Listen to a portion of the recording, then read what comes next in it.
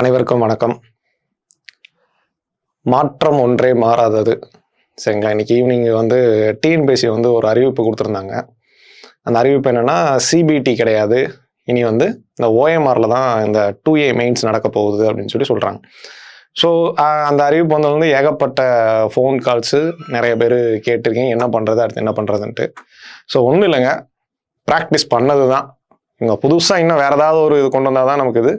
But இத்தனை வருஷமாக நம்ம ட்ரெடிஷ்னலாக பண்ணிட்டு இருக்க விஷயத்த தான் திருப்பி கண்டினியூ பண்ணுறாங்க. ஸோ பெரிய லெவலில் நீங்கள் அதுக்கு அடாப்ட் ஆகிருக்க மாட்டீங்க இன்னும். ஸோ இது எர்லியர் இவ்வளோ சீக்கிரத்தில் சொன்னதே அப்படிங்கிறது ஒரு நல்ல விஷயந்தான். ஸோ ஏற்கனவே பண்ண அந்த மெத்தடை தான் இப்போ என்ன பண்ண போகிறோம்னா கண்டினியூ பண்ண போகிறோம். ஸோ இதில் ஒரே ஒரு அட்வான்டேஜ் என்ன இருந்துச்சுன்னா, சிபிடியில் இந்த கேர்லெஸ் மிஸ்டேக்கை நம்ம தப்பாக ஷேட் பண்ணதை என்ன பண்ணிக்கலாம்னா திருத்திக்கலாம். பட் அதையும் என்ன பண்ணிக்கலாம்னா நம்ம இங்கே டெஸ்ட் பேட்ச் மூலமாக ப்ராக்டிஸ்குள்ளே கொண்டு வந்துருங்க. ஸோ இதுதான் இன்னைக்கு நிரந்தரம் போல. சரிங்களா, நமக்கு இதுதான் கூடவே வரும் போல. ஸோ அதுதான் இப்போ வேற ஒன்றுமே கிடையாது. இது வரைக்கும் சிபிடியில் ப்ராக்டிஸ் பண்ணிட்டு இருந்தேன், இப்போ என்ன பண்ணுறதுன்னு தெரியல, வைக்கிறேன்னு தெரியல, குழப்பத்தில் இருக்கிறவங்க ஒன்றும் பிரச்சனை இல்லை, இனி ஃப்ரெஷ்ஷாக ஸ்டார்ட் பண்ணுங்க, அவ்வளோதான். சரிங்களா, ஸோ ஒரு மைக்ரோ பிளான் ஒன்று போட்டுக்கோங்க, ஒரு மேக்ரோ பிளான் போடுங்க, ஒரு 1 வீக்குக்கு என்ன பண்ணணும்னு போடுங்க, அடுத்த 1 ஹவருக்கு என்ன பண்ணணும் அப்படிங்கிறதும் பிளான் போடுங்க. அதை அப்படியே கான்சிக்யூட்டிவாக ஒரு நாள் என்ன பண்ணணும் அப்படிங்கிறது வரைக்கும் என்ன பண்ணுங்கன்னா கொண்டு போங்க. ஸோ ஒன்றும் கிடையாதுங்க, இது நம்ம சாதாரண எக்ஸாம் தான். டெஸ்ட் பேட்சை கண்டினியூ பண்ணுங்க. சரிங்களா, நம்ம இவ்வளோ நாள் எப்படி டெஸ்ட் பேட்சை போட்டிருந்தோம், ஒரு கரெக்ஷன் பார்த்தோம், ஒரு ப்ரிலிம்ஸ்க்கு எப்படி படிச்சுட்டு இருந்தோமோ சேம் மைண்ட் செட்டோட திரும்பி என்ன பண்ணலாம்னா அந்த டெஸ்ட் பேட்சை ஸ்டார்ட் பண்ணலாம். சரிங்களா, ஸோ டெஸ்ட் பேட்ச் இப்போ புதுசாக நம்ம அடுத்து பிளான் பண்ணுறாங்க, எப்படி பண்ணணும் அப்படிங்கிறத வச்சுட்டு அடுத்து டெஸ்ட் பேட்சை கண்டினியூ பண்ணுறதுக்கு அதுக்கான பிளான் போயிட்டுருக்கு.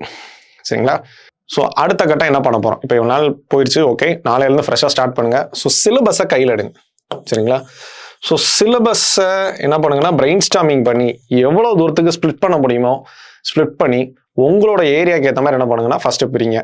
ஸோ ஃபஸ்ட்டு அடுத்த ஒரு 10 நாள் என்ன பண்ணுங்கன்னா லாங்குவேஜையும் ரீசனிங்கையும் என்ன பண்ணுங்கன்னா பயங்கர ஸ்ட்ராங் ஆயிருங்க. சரிங்களா, ஜிஎஸ் படிக்க வேண்டாம், அடுத்த வர 10 நாள் லாங்குவேஜ் ரீசனிங் ரெண்டுமே என்ன பண்ணணும் ஸ்ட்ராங் ஆயிரும். இதை முடிச்சதுக்கு அப்புறம் என்ன பண்ணுங்கன்னா ஜிஎஸ் ஸ்டார்ட் பண்ணுங்க.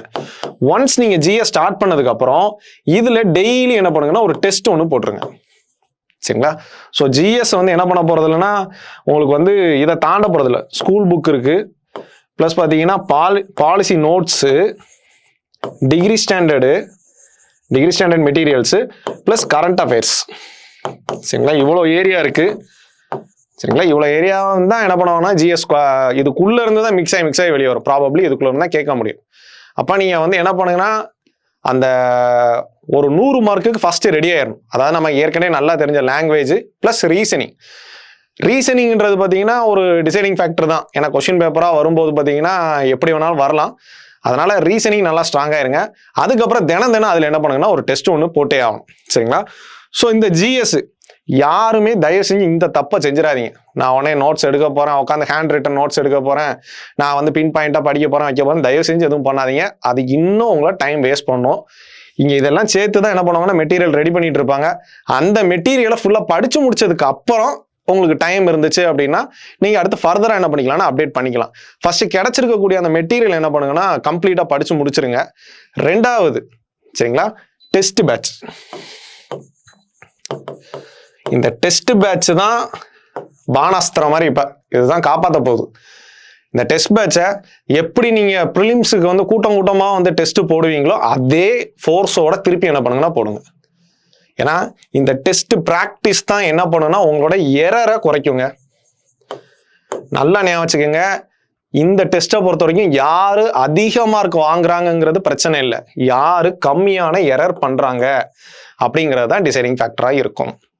ஏன்னா இப்போ செலக்ட் ஆகி வந்திருக்கவங்க எல்லாருமே ஓரளவுக்கு என்ன பண்றாங்க ஃபில்டர் பண்ணி வெளியில வந்தவங்க. எல்லாரோட கெப்பாபிலிட்டி ஒன்று போல இருக்கும். யார் எரர் கம்மியா பண்றீங்களோ அவங்க என்ன பண்ணுவாங்கன்னா ஈஸியா உள்ள போவாங்க. அதுக்கு சரியான வழி என்னன்னா இந்த டெஸ்ட் பேட்ச். சரிங்களா, ஸோ அந்த டெஸ்ட் பேட்சை என்ன பண்ணுங்கன்னா ஃபுல் ஃபோக்கஸ்ல திருப்பி ஸ்டார்ட் பண்றாங்க. அதை நீங்களும் என்ன பண்ணுங்கன்னா பார்த்துக்கோங்க. சரிங்களா, ஸோ இந்த மெட்டீரியலை தேடி அலைகிறேன், இந்த தேடி அலைகிறதுலேயே பாதி நாள் போயிடும். தயவுசெய்து தேடிலாம் அலைய வேண்டாம். கொடுக்குற மெட்டீரியலை ஃபஸ்ட்டு கம்ப்ளீட்டாக படித்து முடிங்க. அதுக்கப்புறம் என்ன பண்ணிக்கலாம்னா நம்ம பார்க்கலாம். ஸோ மாற்றம் ஒன்றே மாறாது. இன்னைக்கு இருக்க இந்த சூழ்நிலை கண்டிப்பாக நல்ல சூழ்நிலையாகவே மாறும். வாழ்த்துக்கள், இன்னும் வேகமாக படிங்க.